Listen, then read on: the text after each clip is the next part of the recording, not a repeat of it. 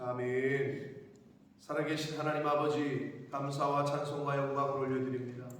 오늘도 생명 주시고 새날을 허락하시고 저희들을 깨워주시고 발걸음을 인도하셔서 아버지의 집에 주님의 몸된 교회에 이 은혜의 보좌 앞으로 나오게 해주셔서 아버지 감사합니다.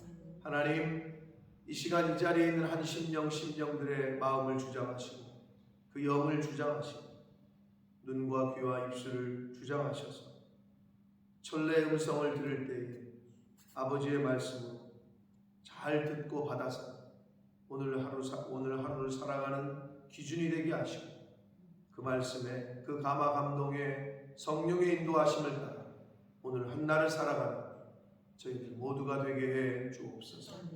아버지, 생명 주시는 날 동안에 하나님과 늘 가까이 하고 하나님의 말씀에 귀를 기울이고 하나님께서 저희들의 기도에 저희들의 간구에 귀를 기울이는 그러한 관계를 잘 유지하는 저희들 모두가 되고 주님 은혜 내려 주옵소서.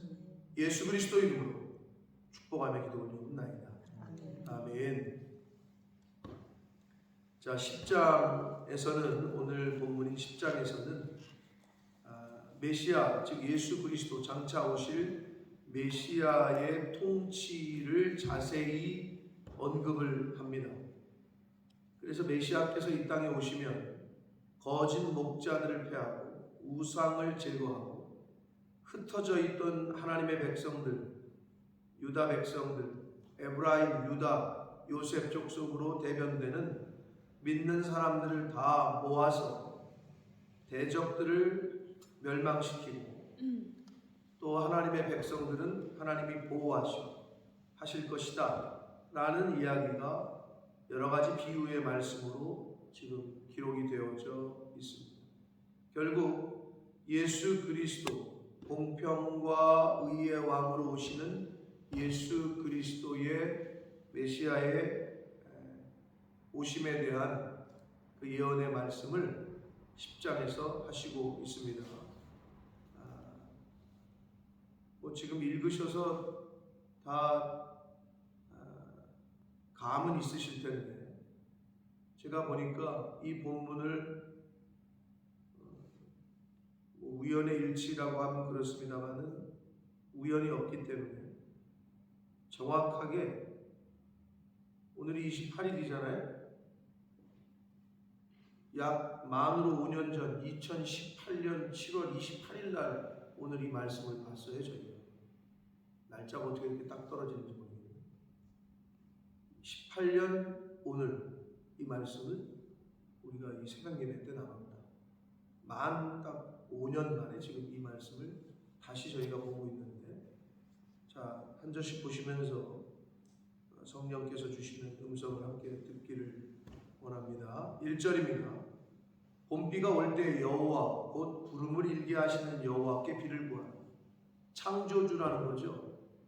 우주 삼라 만상을 주관하시는, 비를 핸들링하시는, 구름을 핸들링하시는 분, 창조주에게 구하라는 거죠. 무리에게 소낙비를 내려서 밭의 채소를 각 사람에게 주실 것이다. 그러니까 비는 성경의 비와 이슬, 이거는 하나님의 은혜로 상징되어져서 계속 언급이 됩니다. 말 그대로 비가 내리지 않으면 죽죠. 사람뿐만 아니라 동물, 식물 다 죽죠. 그래서 비를 내리시는 분, 생명의 주관자, 천지의 창조자께서 하나님이시기 때문에 그 여호와께 구하라라고 얘기를 합니다. 드라빔은 허탄한 것을 말하며, 드라빔은 우상 숭배하는 사람들이 가지고 있었던 점치는 도구 같은 거라고 보시면 돼요.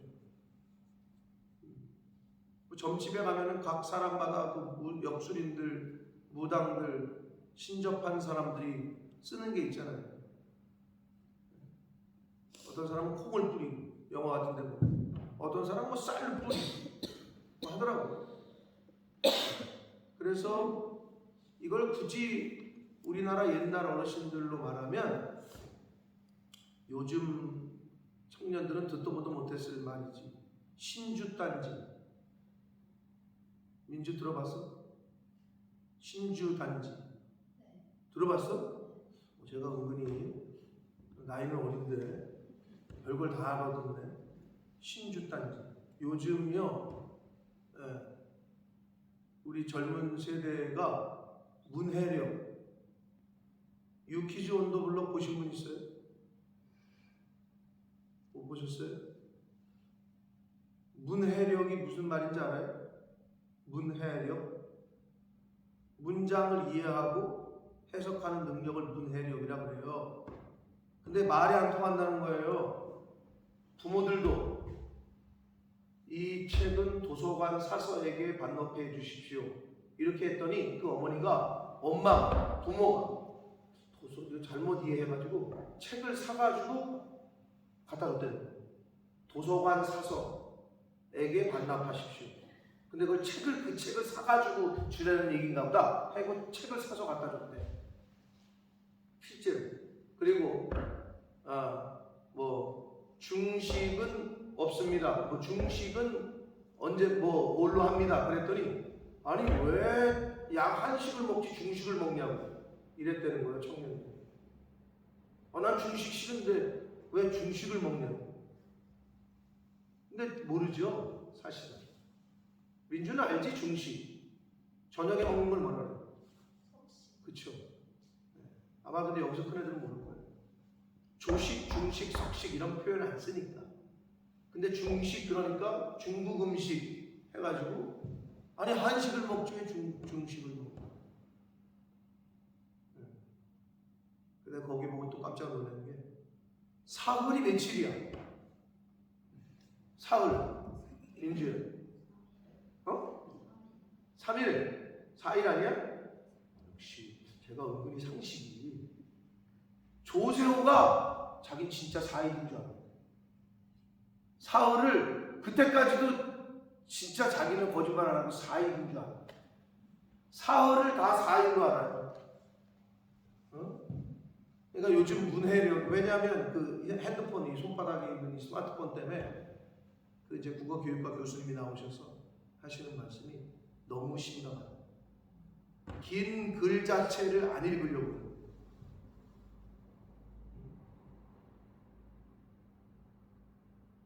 그러니까 문해력이 너무 떨어진다는 거죠.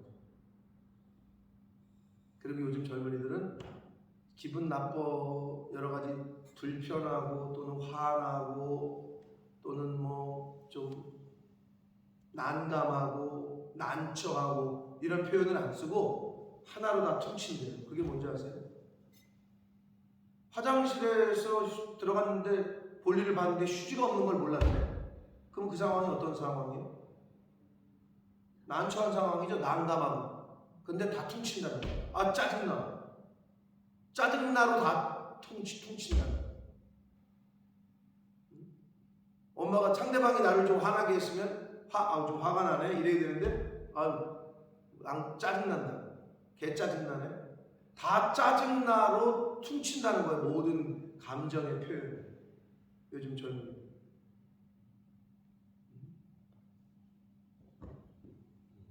그걸 보면서 그럴 수 있겠다. 충분히.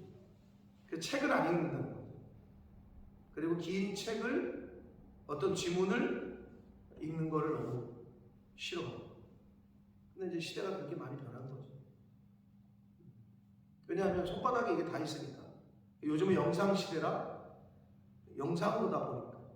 그러니까 무슨 글을 읽는 거, 헤드라인만 보고. 그렇게 변했죠. 사실. 자, 드라빔이라는 거는 그 신주단지를 모신다 이런 표현을 썼잖아요. 옛날 어르신들이. 그래서 그 다락방에 있는 거, 이 항아리 단지 있는 거 이거 건들면 안 된다 뭐 이런 식으로. 그러니까 신을 모시는 거죠. 그러니까 그런 거라고 보시면 돼요. 그런 우상들은 허탄한 것을 말하고 복술자는 진실하지 않은 것을 보고 거짓 꿈을 말한즉 그 위로가 헛되므로 백성들이 양같이 유리하며 목자가 없으므로 곤고를 당한다. 양을 직접 키우신 우리 장인영 성도님 얘기를 제가 들으면서 진짜 하나님이 왜 성도를 양에 비유했는지 너무 실감이 나더라고요. 양을 직접 키우셨다는데 양은 거의 근실해. 1m 앞밖에 보이지가 않는데, 그러니까 고개 숙이고 이렇게 1m 앞만 보이니까 바로 앞에 남 떨어지지도 모르고 계속 가는 거죠. 그게 특징이고, 또 양의 특징, 나 그 얘기 듣고 진짜 양은 이렇게 뒤집어지잖아요. 배가 하늘로 혼자 못 일어난대. 뒤집기를 못한대. 왜 어린아이들 처음 뒤집었을 때 기억나세요? 여러분의 아들, 딸들? 그럼 그거 사진 찍어놓고 요즘 애들 뭐 올리고 그러잖아요. 뒤집기 챌린지 뭐 해가지고. 근데 양은요 뒤집어지잖아요. 목자가 와서 이렇게 뒤집어주지 않으면 혼자 못 뒤집는다는 거예요. 그리고 양은 털을 깎아줘요. 그런 걸 봤을 때 왜 하나님이 우리를 양에 비유하셨는지, 그리고 목자가 왜 있어야 되는지, 양같이 유리한다, 목자 없는 양같이 유리한다, 이런 표현이 나오는데, 여기서도 우상을 따르고 숭배하던 사람들은 목자가 없으므로 곤고를 당한다, 이렇게 하셔야 돼요. 3절, 내가 목자들에게 노를 바라며 내가 순 염소들을 벌할 것이다. 이방 세력들을 염소에 비유하고 계시다. 그리고 목자들의 왜 노를 바래요? 푸른 초장으로 인도하지는 않고 우상을 섬기고 이 목자 행세를 하는 거짓 목자들의 그 잘못된 행태들에 대해서 하나님이 이제는 징계하시겠다, 징벌하시겠다라고 말씀하셔요. 만군의 여호와가 그 무리 곧 유다 족속을 돌보아 그들을 전쟁의 준마와 같게 하리라. 계속 패배하고 계속 지던 민족을 전쟁의 준마, 빠른 말, 준마라는 건 빠른 말이죠. 그러니까 한마디로 전쟁에서 승리하는 민족으로 하나님께서 인도하신다. 4절, 모퉁이 돌, 말뚝, 싸우는 활, 권세 잡은 자가 다 그에게서 나온다. 이 모퉁이 돌, 말뚝, 싸우는 활, 권세 잡은 자 다 이 메시아를 상징합니다. 오실 메시아를 상징합니다. 모든 것의 기준이 되고, 모든 것의 뿌리가 되고, 모든 전쟁에 승리하게 하시고, 모든 세상의 권세 잡은 자가 다 메시아 예수 그리스도께로부터 나올 것이다. 5절, 싸울 때 용사같이 거리에 진흙 중에 원수를 밟을 것이다. 진흙을 밟듯이 원수들을 밟아버린대요. 이유는 하나님이 그들과 함께 하시기 때문에 가능합니다. 하나님이 함께 하실 때에 우리가 승리할 수 있는 거지, 내 힘으로는 안 돼요. 내 능력으로, 내 지식으로, 내 재물로 이길 수 있는 게 아니다. 근데 세상 사람들은 착각을 해요. 지식이 많으면 또는 돈이 많으면 이길 수 있다고 착각을 합니다. 근데 그게 이제 속는 거죠, 자기 자신에게. 하나님이 함께 하신즉 그들이 싸워 말탄 자들을 부끄럽게 하리라. 이스라엘 백성들은 유목민이었기 때문에, 양치는 사람들이었기 때문에 말이 없었단 말이에요. 근데 기마부대, 아수르라든지 블레셋이라든지 바벨론이라든지 기마부대가 있으면, 뭐 말 하나만 있으면 그 당시에는, 총이 없을 그 당시에는 절대적이죠. 절대적이에요. 그래서 말탄 자들을, 그 이방 세력들을 부끄럽게 하겠다. 유다 족속, 요셉 족속, 이스라엘 선민들을 말하죠. 유다 족속을 견고하게 하고 요셉 족속을 구원할 것이다. 내가 그들을 긍휼히 여김으로 그들이 돌아오게 하리니 그들은 내가 내버린 일이 없었음 같이 될 것이다. 즉 원상 회복, 전에와 똑같이 회복이 될 것이다. 나는 그들의 하나님 여호와라. 내가 그들에게 들을 것이다. 제일 힘든 게 뭐냐면, 하나님께서 내 기도를 듣지 않으실 때,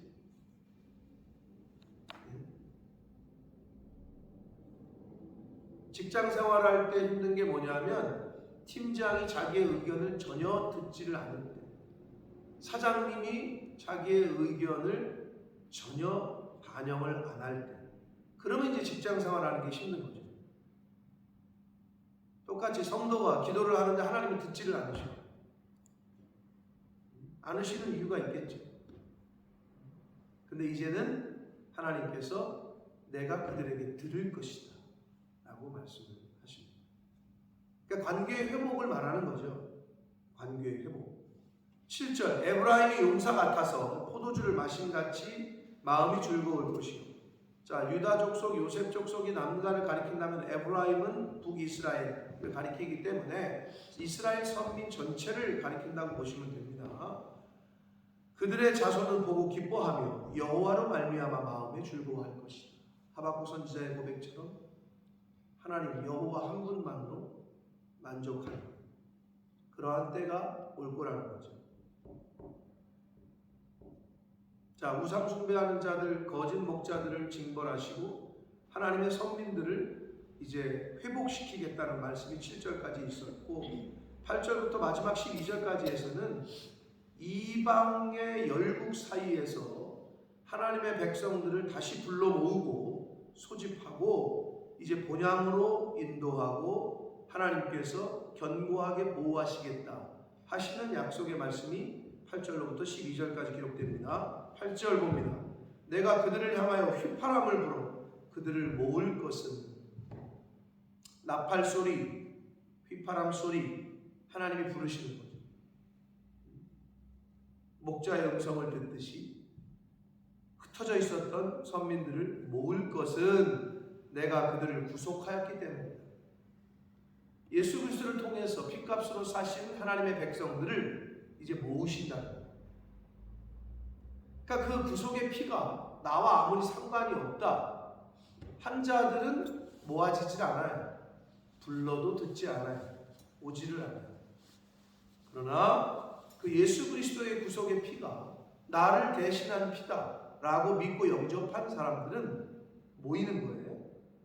하나님이 부르실 때 그들이 전에 번성하던 것 같이 번성하리라. 할렐루야.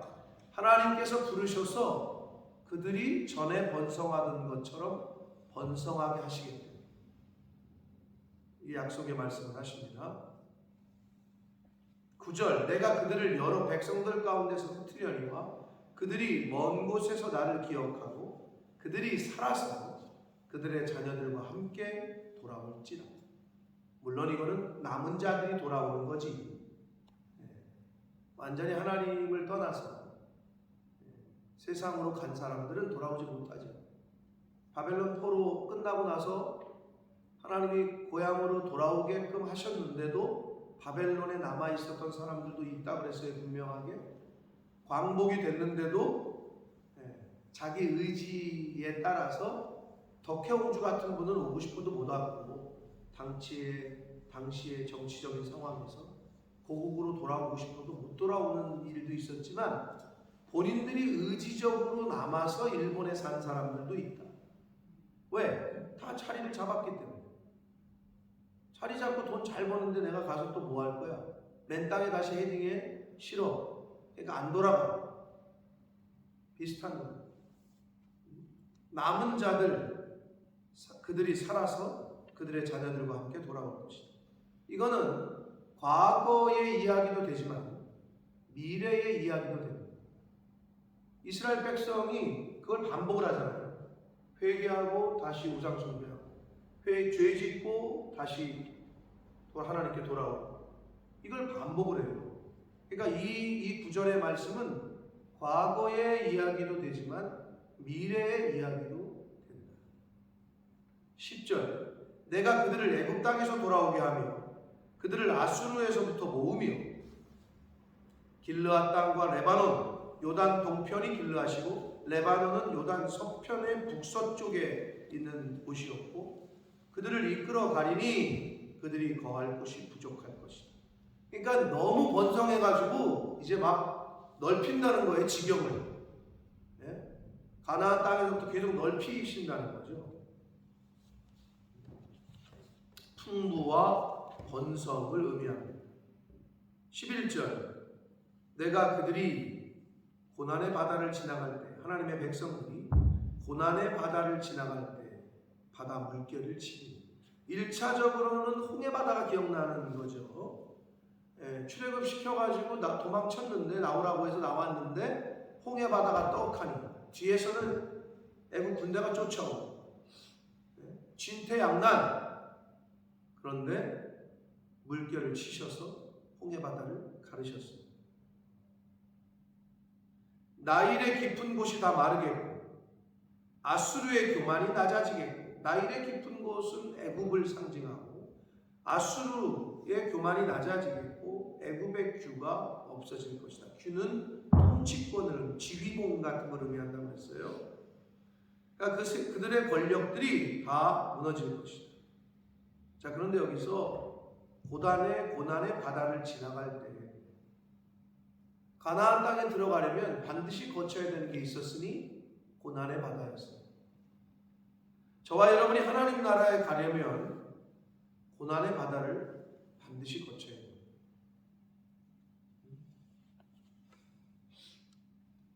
그래서 옛날 어르신들이 젊어서 고생을 사서도 한다고 했는데 돈 주고, 요즘은 젊어서 고생할 것 같으면 부모들이 돈을 주고 고생을 안 시키죠. 그렇게 많이 바뀌었죠.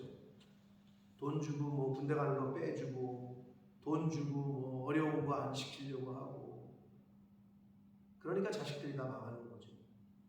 고난의 바다를 건너야 돼요. 그런 측면에서 볼 때 여러분이 혹시 고난 중에 있어요? 환난을 당하고 있어요? 어려움을 당하고 있어요? 하나님이 진짜 사랑하시는 거예요. 아멘이 안 되시죠? 잘. 고난은 싫으니까. 그거는 뭐랑 똑같으냐? 운동선수가 훈련 싫어하는 거랑 똑같아요. 훈련을 싫어하잖아요. 감독이 훈련을 많이 시키잖아요. 그거 싫어하는 사람은 국가대표가 될 수가 없어요. 그 업계에서 최고가 된 사람들 보면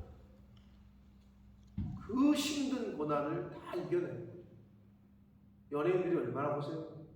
살 찌우라 해가지고 막 100kg까지 찌웠다가 또 빼래 70kg로 뺐다가, 아이고, 그 사진을 보면 전과 후 막 이랬다가 완전히 홀쭉했다가 자기도 너무 힘들어가지고 샤워하면서 샤워기 틀어놓고 운 적이 한두 번이 아니래.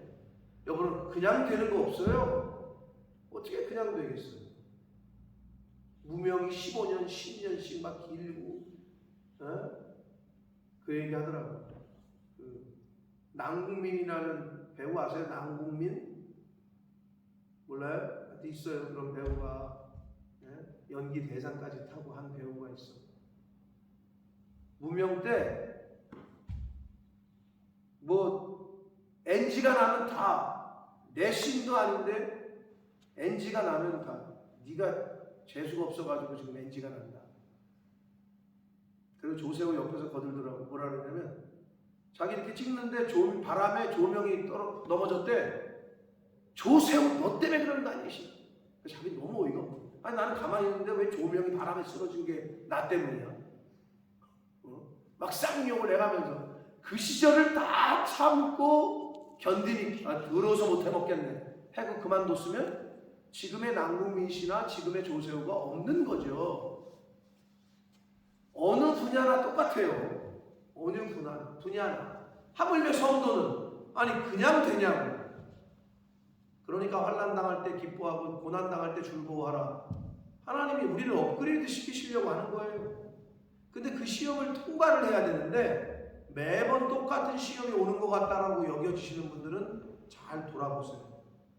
계속 그 시험에서 과락이 되는 거예요. 넘어가지 못해. 그거를 넘어서야 되는데 넘어서질 않는다. 1단계를 깨야 2단계로 가는데, 고난의 바다는, 아니 홍해 바다가 없었으면 하나님이 물을 가르시는 거, 바다 밑을 걷는 그 기적을 그들이 어떻게 경험했겠어요? 하나님의 살아계심을 어떻게 경험할 수 있었겠어요? 그렇죠? 똑같습니다.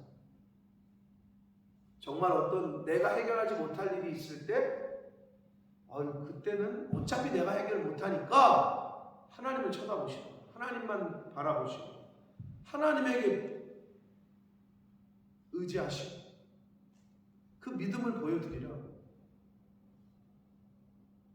근데 그게 안 되는 거죠. 내 인간적인 생각을 하고 사람을 동원하고 세상 사람들의 방식을 쫓고 그러니까 안 돼요. 하나님 나라에 들어가려면 고난의 바다를 꼭 건너셔야 됩니다. 건널 때 하나님 의지하고 기쁨으로 감사함으로 건너시기를 축복합니다. 내가 그들로 나 여호와를 의지하여 견고하게 하리니. 할렐루야. 얼마나 감사해. 나 여호와를 의지하여 견고하게 한다. 근데 여러분 어떨 때 인간이 신을 의지하죠? 잘 나갈 때 의지 안 해요. 잘 나갈 때 자기가 잘나서 잘 나가는 줄 알아. 고난이 와야, 어려움이 와야, 환난이 닥쳐야 그때 찾아요. 하나님.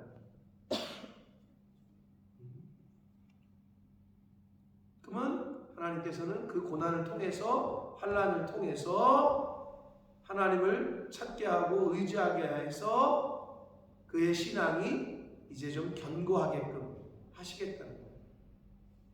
그러면 그들이 내 이름으로 행하리라. 여호와의 말입니다.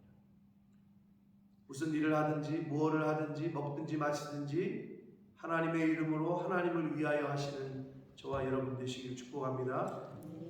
주님 때문에 하는 거지. 주의 이름으로. 그게 핵심이죠. 오히려 내가 분명히 잘못 가고 있는 것 같은데, 내가 지금 하나님을 떠나 있는 것 같은데 아무 일이 안 일어난다. 그거를 더 두려워하시다. 이런 거랑 비슷하지. 자식이 부모 몰래 잘못을 했어. 근데 분명히 아셔. 그런데 아무 말씀을 안 하시고 있어. 그러면 더 긴장이 되겠죠. 비슷한 거예요. 왜 아무 말씀을 안 하시지? 관계에 신의를 저버리는 행동을 했어. 내 남자친구, 내 여자친구가. 그런데 그거에 대해서 아무 얘기를 안 해. 그러면 모르나? 아니면 나를 용서했나 보다는 이제는 어떤 생각이 들어? 정리를 하려는구나. 이런 두려움이 오는 것처럼. 비슷한 거예요. 내가 하나님 앞에 득죄를 했는데도 아무 일이 안 벌어져? 그거를 오히려 두려워하셔요. 오히려 그걸. 하나님이 나에게서 얼굴을 이제는 돌리셨나? 이거를 오히려 더 두려워해요. 그들이 내 이름으로 행하리라. 주 예수 그리스도의 이름으로, 아버지의 이름으로, 주님의 이름으로 말하고 행하시는 오늘 한 날이 되시길 축복합니다. 그리고 남은 인생 무엇을 하시든, 무엇을 어느 자리에 예수 그리스도의 이름으로, 아버지의 이름으로 행하시는 저와 여러분이 되시기를 예수 그리스도 이름으로 축복합니다. 살아계신 하나님 아버지, 감사와 찬송과 영광을 올려드립니다. 아버지 하나님,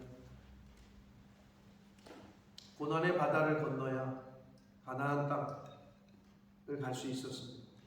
인생의 고난의 바다를 건너야 천국에 가게 되는 줄 믿습니다.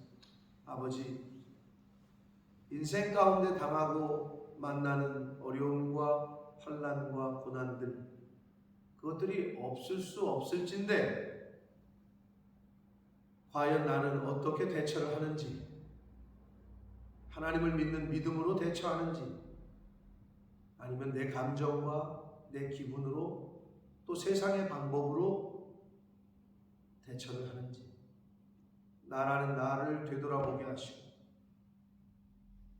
하나님께서 나의 인생을 이끌어 가실 때 만나게 하시는 사건과 사고와 사람과 환경과 그 모든 것들 속에 하나님께서 나에게 최고로 좋은 것을 주신다 하시는 믿음으로, 그 믿음을 갖고 믿음의 눈으로 바라보고 믿음으로 그 상황을 해결하고 통과해 나가는 믿음의 사람들, 이 자리에 있는 모든 하나님의 백성들이 되어지고 우리 몸된 교회에 속한 권속들이 되어지고 성령 하나님 임마누엘로 함께해 주옵소서. 예수 그리스도 이름으로 축복하며 기도합니다.